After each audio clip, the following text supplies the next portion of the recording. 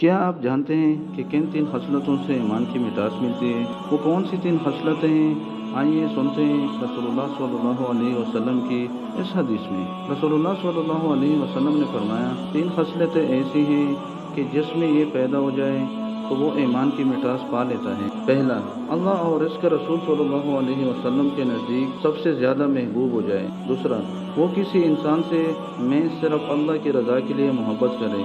तीसरा, वो कुफर की तरफ वापस जाने को ऐसा नापसंद करे जैसा आग में डाले जाने को नापसंद करता है। सही बुखारी हदीस नंबर 16। ज़रा सोचिए, क्या हमारी मोहब्बत अल्लाह और इसके रसूल सल्लल्लाहु अलैहि वसल्लम के लिए सबसे बढ़कर है?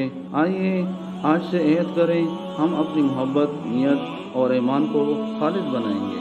अच्छी बात दूसरों तक पहुंचाने के लिए वीडियो को लाइक और शेयर ज़रूर करें और इस तरह की अच्छी वीडियो सुनने के लिए हमारा चैनल जरूर सब्सक्राइब करें।